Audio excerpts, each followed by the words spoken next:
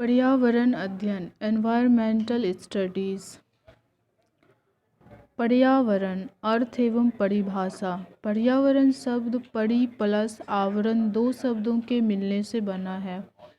परि का तात्पर्य चारों ओर और आवरण का तात्पर्य घेराव। इस तरह पर्यावरण एनवायरनमेंट का तात्पर्य है चारों ओर का आवरण या घेराव। ध्यान देने योग्य बात यह है कि चारों ओर के घेराव में इसे प्रभावित करने वाले सभी भौतिक, जैविक एवं सांस्कृतिक कारकों को शामिल किया जाता है।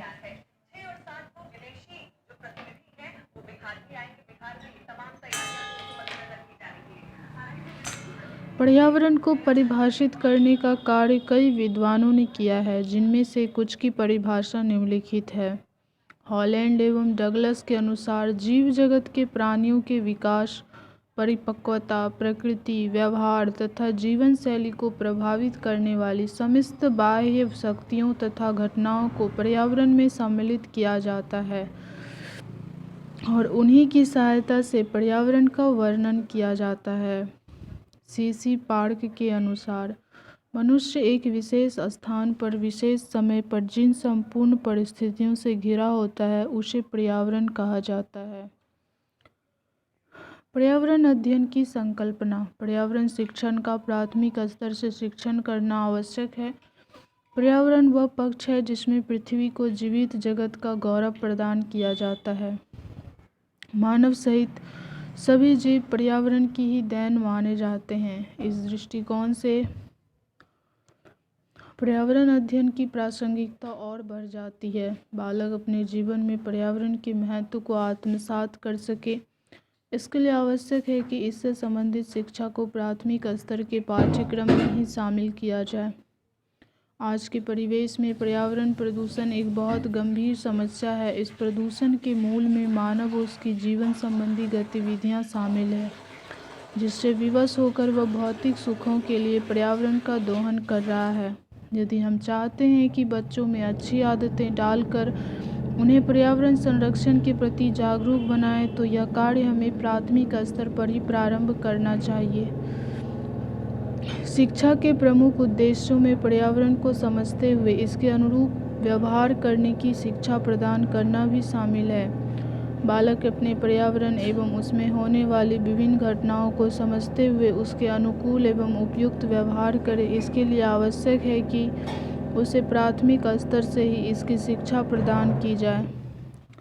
पर्यावरण संरक्षण क्यों आवश्यक है, प्रदूषण क्या है एवं इसका समाधान क्या हो सकता है, इन प्रश्नों के उत्तर को समझाने के लिए बालकों की सक्रिय भागीदारी अत्यंत आवश्यक है।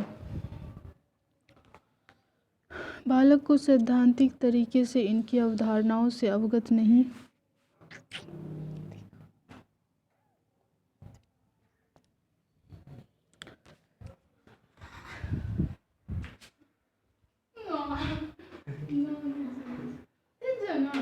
क्या गिराया है, एक पर साफ कीजिए तो उसे गिराया है।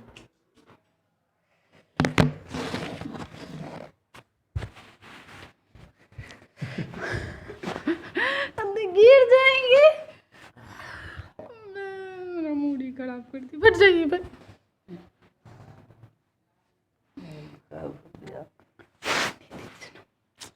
अरे अभी लाइन पे बालक को सैद्धांतिक तरीके से इनकी अवधारणाओं से अवगत नहीं करा सकते हैं, और यदि इस समस्या से बचने के लिए हमने प्राथमिक स्तर पर बच्चों को इसके संबंध में शिक्षा नहीं दी, तो यह आवश्यक नहीं कि वे आगे चलकर पर्यावरण के हितैषी साबित हो।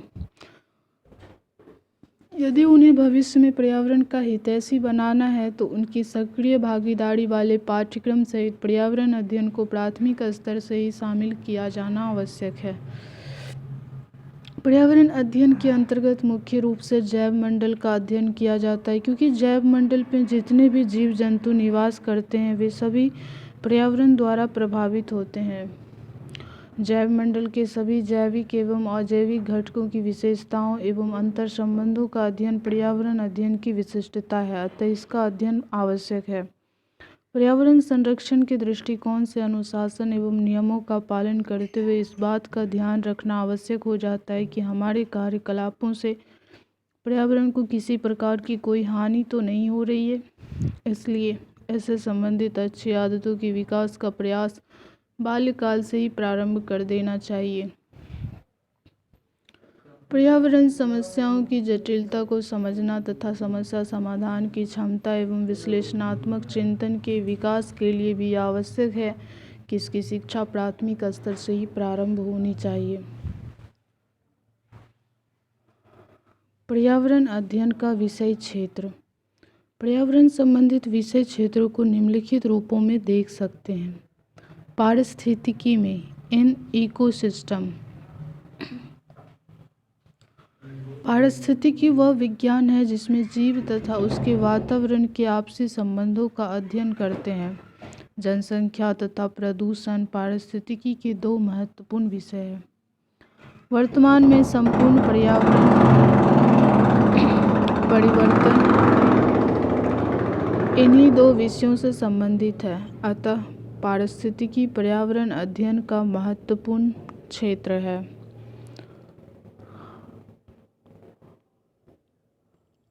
जनसंख्या तथा प्रदूषण पारिस्थितिकी के दो महत्वपूर्ण विषय हैं।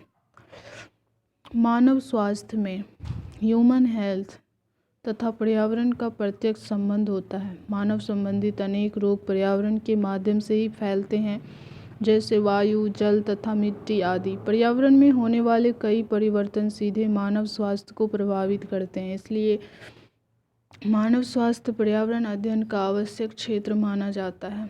वानिकी के क्षेत्र में प्राकृतिक रूप से वृक्षों के समूह को वन कहा जाता है। वर्तमान समय में वृक्षों के महत्व को देखते हुए इन्हें हरा सोना भी कहा जाने लगा है। वनों के प्रबंधन संबंधित कार्यों को वानिकी कहते हैं। इसके लिए विश्व के लगभग सभी देशों की सरकारों ने अलग से वन विभाग बनाया है।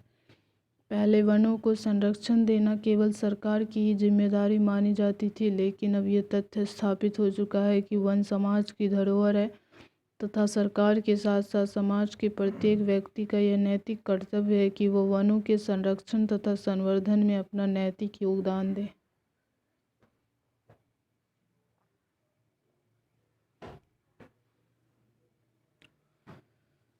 जैव प्रौद्योगिकी में वर्तमान युग को जैव प्रौद्योगिकी बायोटेक्नोलॉजी का युग कहा जाता है। पर्यावरण तथा जैव प्रौद्योगिकी के मध्य गहरे संबंध हैं। जैव प्रौद्योगिकी की सहायता से ही पर्यावरण संरक्षण तथा पर्यावरण की गुणवत्ता को बनाए रखने के लिए विविध प्रयास किए जाते हैं। पर्यावरण प्रदूषण को कम करने में भी जैव प्रौद्योगिकी सहायक है। पर्यावरण अध्ययन का महत्व। पर्यावरण अध्ययन बुनियादी तौर पर एक प्रासंगिक विषय है, क्योंकि यह स्वच्छ एवं सुरक्षित पेयजल, स्वास्थ्यपूर्ण जीवनोपयोगी अवस्थाएं, साफ एवं स्वच्छ वायु, उपजाऊ भूमि, स्वास्थ्यवर्धक भोजन तथा विकास आदि विषयों से संबंधित है। पर्यावरणीय समस्याओं से निपटने के लिए प्रत्येक स्तर पर प्रशिक्षित मानव संसाधन की आवश्यकता होती है। पर्यावरणीय नियम, व्यवसाय, प्रबंधन तथा पर्यावरणीय प्रौद्योगिकी इत्यादि का तेजी से विकास हुआ है एवं पर्यावरण के बचाव तथा प्रबंधन के क्षेत्र में नवीन रोजगार के अवसर भी उभर कर सामने आए हैं। प्रदूषण नियंत्रण के नियम कठोर होने के कारण औद्योगिक इकाइयों को अपने अपशिष्टों के निस्तारण में काफ़ी परेशानियों का सामना करना पड़ रहा है। उदाहरण स्वरूप वायुमंडल की कोई सीमा रेखा निर्धारित नहीं है और किसी एक स्थान पर उत्पन्न होने वाले प्रदूषक तत्व आसानी से अन्य स्थानों तक पहुंचाए जा सकते हैं। किसी स्थान पर शहरों अथवा कारखानों के गंदे पानी द्वारा दूषित की गई नदी के जल का प्रवाह इसके निचले भागों में उपस्थित जल जीवन को अवश्य प्रभावित करता है। इसी प्रकार पहाड़ों पर स्थित वनों की क्षति केवल पहाड़ों को ही नहीं वरन दूर दूर तक स्थित मैदानी भागों को भी समान रूप से प्रभावित करती है। ऐसा इसलिए होता है क्योंकि पर्यावरण विभिन्न अवयवों तथा उनके कार्यकलापों से बना एक जटिल तंत्र है। खनन अथवा जल विद्युत परियोजनाओं का प्रभाव, ठोस कूड़े करकट का प्रबंधन इत्यादि स्थानीय समस्याओं से निपटने के लिए हमें स्थानीय रूप से सोचना पड़ता है और उसके निदान के लिए वही कार्य करने पड़ते हैं। पर्यावरण के विभिन्न महत्वपूर्ण विषयों के बारे में लोगों को जागरूक कराने के लिए सभी को पर्यावरणीय ज्ञान प्रदान करना अति आवश्यक है।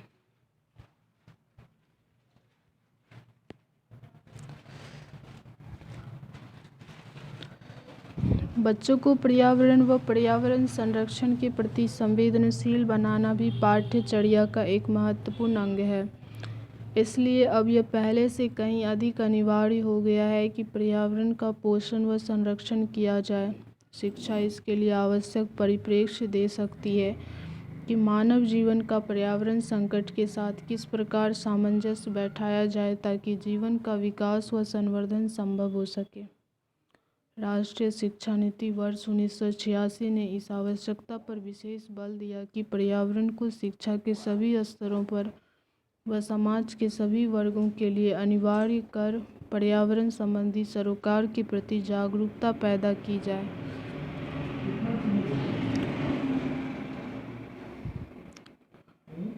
आपका मन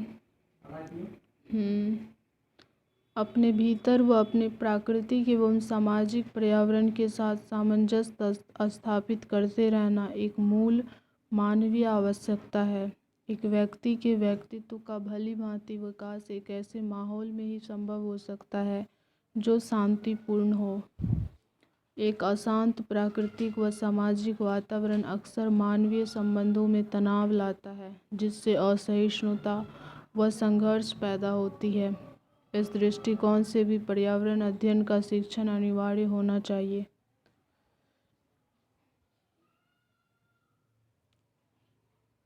एकीकृत पर्यावरण अध्ययन। एकीकृत उपागम का तात्पर्य शिक्षक के उस दृष्टिकोण है जिसे अपनाकर अलग अलग विषयों के शिक्षण के स्थान पर सभी विषयों के सम्मिलित स्वरूप के शिक्षण पर जोर दिया जाता है।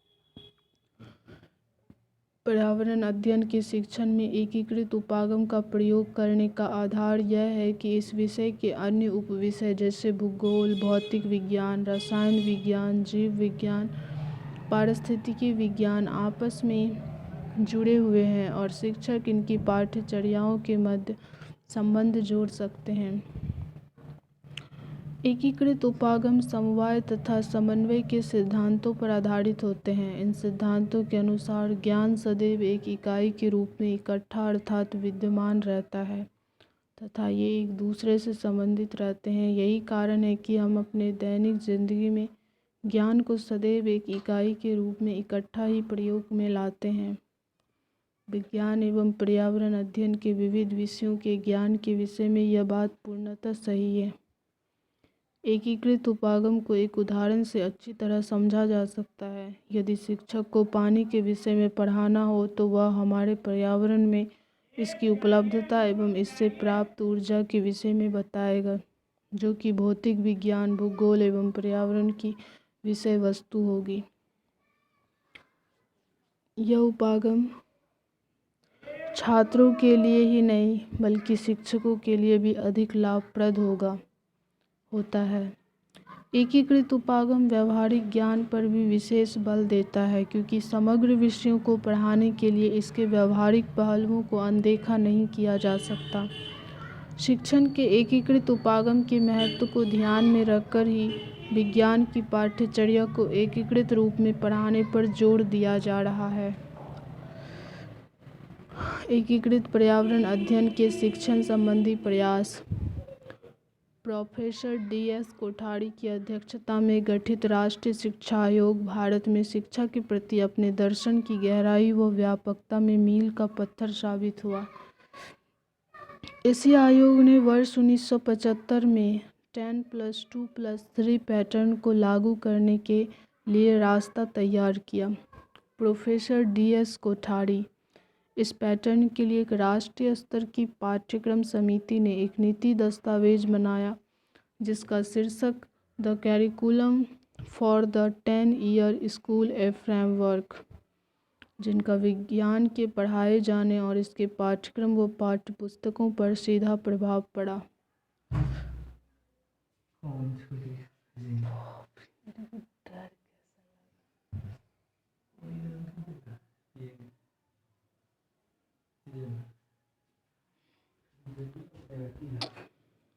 प्राथमिक स्तर पर विज्ञान व सामाजिक विज्ञान को एक ही विषय पर्यावरण अध्ययन के तहत पढ़ाया जाए।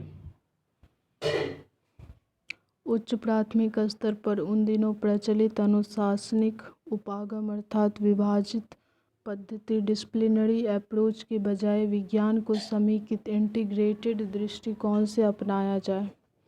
उच्च प्राथमिक और माध्यमिक स्तर पर विज्ञान को एक संगठित विषय ही माना जाए, अर्थात इन्हें अलग अलग विषयों जैसे जीव, भौतिक और रसायन विज्ञान में विभाजित नहीं किया जाए। कक्षा 1 और 2 के लिए शिक्षकों की मार्गदर्शिका के सिवाय और कोई पाठ्य पुस्तक नहीं होनी चाहिए। कक्षा 3 से 5 तक विज्ञान और सामाजिक अध्ययन के लिए अलग अलग पाठ्य पुस्तकें तैयार की गई। पर्यावरण अध्ययन विज्ञान के लिए कुछ सामान्य विषय वस्तु चुनी गई जो कक्षा 1 से 5 तक श्रेणीवृत्त क्रम में पढ़ाई जानी थी। उच्च प्राथमिक स्तर पर जो पद्धति अपनाई गई थी उसे माध्यमिक स्तर तक जारी रहने देने का निर्णय लिया गया। हाँ, इस स्तर पर संकाय जनित रुख अपनाने को जरूर कहा गया। वर्ष 1977 में ईश्वर भाई पटेल की अध्यक्षता में गठित रिव्यू समिति ने सुझाव दिया कि माध्यमिक स्तर पर विज्ञान के 2 बराबर कोर्स एकांतर एक के बाद दूसरा रूप में पढ़ाया जाए।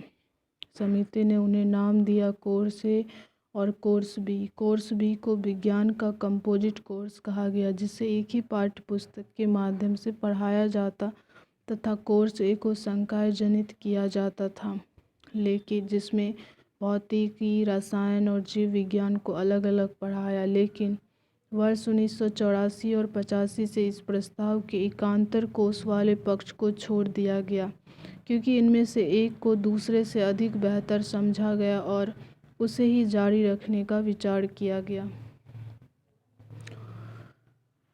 राष्ट्रीय शिक्षा नीति (एनपीई) वर्ष 1986, जिसमें प्राथमिक और माध्यमिक शिक्षा के लिए राष्ट्रीय पाठ्यचर्या एक फ्रेमवर्क, एनसीएफ वर्ष 1988 के लिए मार्ग प्रशस्त किया गया। पहले की तरह इसमें भी प्राथमिक स्तर पर विज्ञान शिक्षण को पर्यावरण अध्ययन के तहत ही पढ़ाए जाने का सुझाव दिया गया। पर्यावरण अध्ययन के लिए इसमें निर्देश दिया कि इसकी 2 इकाइयाँ हो, विज्ञान और समाज विज्ञान। एनसीएफ 1988 द्वारा सुझाए गए निर्देशों को बाद में एक पुस्तिका से, जिसका शीर्षक था प्रथम 10 वर्षों तक की शिक्षा उच्च प्राथमिक व माध्यमिक स्तर की कक्षाओं के लिए, में व्यापक रूप से समझाया गया कि इसमें समझाया गया कि माध्यमिक स्तर पर विज्ञान की पढ़ाई एक ही विषय के रूप में होनी चाहिए, ना कि इसे विभिन्न विषयों में विभाजित कर जैसा कि उस समय प्रचलन में था। इसे पहली बार ध्यानपूर्वक समझा गया तो इसे इस स्तर पर विज्ञान पाठ्यचर्या का विशिष्ट लक्षण कहा जा सकता है। भारत में पर्यावरण शिक्षा लगभग 40 वर्ष पहले शिक्षा आयोग, कोठारी आयोग ने पर्यावरण शिक्षा को औपचारिक धारा से जोड़ने की सिफारिश की थी। इसी का अनुसरण करते हुए एनसीईआरटी से लेकर बहुत से स्वयंसेवी संगठन जैसे Bombay natural history society, centre for science and environment और centre for environmental education CE इस संदर्भ में सक्रिय हो गए। इन्हीं एजेंसियों के बल पर हमारी राष्ट्रीय फोकस समूह इस दिशा में सशक्त प्रयास को जारी रखने की समस्तुति करता है। स्कूली शिक्षण में पर्यावरण अध्ययन की स्थिति। वर्ष 1937 में महात्मा गांधी ने बेसिक शिक्षा के लिए आंदोलन छेड़ा था, जो बेसिक शिक्षा को स्थानीय पर्यावरण की आवश्यकताओं के संसर्ग में लाने का पहला जोरदार प्रयास था। बेसिक शिक्षा के लिए नितांत आवश्यक बातें थीं। शिक्षा में उपार्जनीय क्रियाशीलता, पाठ्यचर्या के साथ उपार्जनीय क्रियाशीलता एवं सामाजिक पर्यावरण का सहसंबंध, और साथ ही स्कूल एवं स्थानीय समुदाय के बीच आत्मीय संपर्क आदि। वर्ष 1930 के आरंभ से ही भारतीय शिक्षा प्रणाली में पर्यावरणीय शिक्षा के कुछ महत्वपूर्ण पहलुओं को स्कूली पाठ्यक्रम में सम्मिलित किया गया। पर्यावरणीय शिक्षा के वर्तमान स्तर की औपचारिक शिक्षा में जड़ें राष्ट्रीय शिक्षा आयोग 1964 से 66 कोठारी आयोग की रिपोर्ट में खोजी जा सकती है। रिपोर्ट में उन सर्वश्रेष्ठ बातों को सम्मिलित किया जाता है जो बेसिक शिक्षा के द्वारा प्रस्तुत की जा सकती है, ताकि इस शिक्षा को राष्ट्र की आवश्यकताओं, आकांक्षाओं एवं जीवन से जोड़ा जा सके। शुरुआती स्तर के लिए आयोग ने सिफारिश की है कि प्राथमिक स्कूलों में विज्ञान पढ़ाने का मुख्य उद्देश्य यह होना चाहिए कि भौतिक और जैव पर्यावरण में मुख्य तथ्यों, धारणाओं, सिद्धांतों और प्रविधियों की सही समझ का विकास हो सके। ये सिफारिशें वर्ष 1977 में ही क्रियान्वित हो सकी, जब एनसीईआरटी के द्वारा विद्यालयी शिक्षा 10+2+3 की व्यवस्था के लिए पाठ्यचर्या बनाई गई और जो 10 वर्षीय पाठ्यक्रम एक रूपरेखा 1975 दस्तावेज के रूप में सामने आई। शिक्षा पर राष्ट्रीय नीति एनपी 1986 और बाद में एनसीईआरटी द्वारा पाठ्यचर्या की रूपरेखा वर्ष 1988 एवं 2000 ने पर्यावरण शिक्षा के महत्व को विद्यालय शिक्षा में शामिल करने के लिए फिर से दोहराया। इस प्रकार पर्यावरण शिक्षा सभी पाठ्यचर्या विकास योजनाओं में प्राथमिकता का एक महत्वपूर्ण विषय रहा।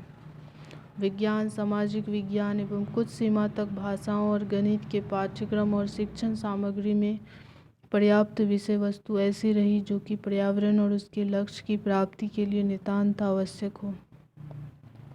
जीव विज्ञान, भौतिक विज्ञान, भूगोल, सामाजिक विज्ञान एवं गणित की वरिष्ठ माध्यमिक स्तर की पाठ्यपुस्तकों ने भी पर्यावरण के संबंध में पर्याप्त विषय वस्तु प्रदान की, ताकि माध्यमिक स्तर तक इस संबंध में ज्ञान, कौशल एवं समझ की जड़ मजबूत हो सके। एनसीईआरटी के कुछ महत्वपूर्ण कदम। प्राथमिक स्तर पर पर्यावरण अध्ययन को विज्ञान और सामाजिक अध्ययन के रूप में पढ़ाने का अभ्यास जारी रखा गया। उच्च प्राथमिक और माध्यमिक स्तर के लिए सामान्य शिक्षा का पाठ्यक्रम राष्ट्रीय पाठ्यचर्या की रूपरेखा एनसीईएफ के दिशा निर्देशों के आधार पर बनाया गया, जिसमें पर्यावरण शिक्षा के लिए सभी पहलू शामिल थे। पर्यावरण शिक्षा को एक अलग विषय के रूप में नहीं लिया गया।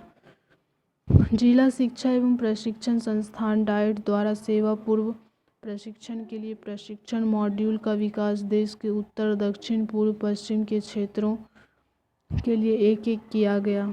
मुख्य संसाधन, व्यक्तियों और अध्यापकों को सेवारत प्रशिक्षण देने की व्यवस्था की गई। एनसीईआरटी की पत्रिकाओं जैसे स्कूल साइंस द्वारा पर्यावरण शिक्षा का प्रचार प्रसार आदि। प्रतिवर्ष एवं राष्ट्रीय स्तर पर विज्ञान प्रदर्शनियों का आयोजन का प्रावधान किया गया। अंतर्राष्ट्रीय एजेंसियां जैसे यूनेस्को, यूनिसेफ, यूनेप, विश्व बैंक, राष्ट्रमंडल सचिवालय, विभिन्न पर्यावरण शिक्षा कार्यक्रमों के लिए संपर्क व सहयोग स्थापित किया गया। तो भारत में पर्यावरण शिक्षा 1937 में महात्मा गांधी ने बेसिक शिक्षा के लिए आंदोलन किया था। एकीकृत पर्यावरण अध्ययन, उसके बाद पर्यावरण अध्ययन का महत्व, पर्यावरण अध्ययन की संकल्पना और पर्यावरण अध्ययन का विषय क्षेत्र। एक क्वेश्चन कर लेते हैं। पहला क्वेश्चन है, पर्यावरण अध्ययन के अंतर्गत निम्नलिखित में से किस विषय का अध्ययन किया जाना चाहिए? भूगोल, स्वास्थ्य एवं पोषण, जीव विज्ञान या ये सभी? तो ये सभी आ जाता है। 1 का 4,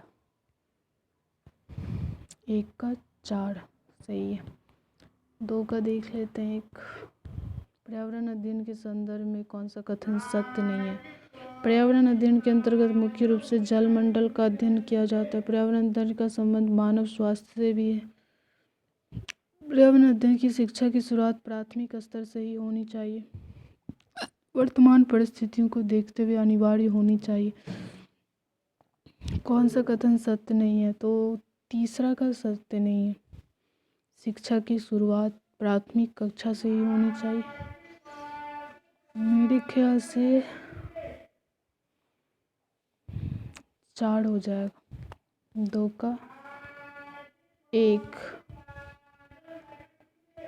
2 का 1 होगा। पर्यावरण अध्ययन के अंतर्गत मुख्य रूप से जल मंडल का अध्ययन नहीं किया जाता, इसमें जैव मंडल का अध्ययन किया जाता है, सारी चीज़ों का अध्ययन किया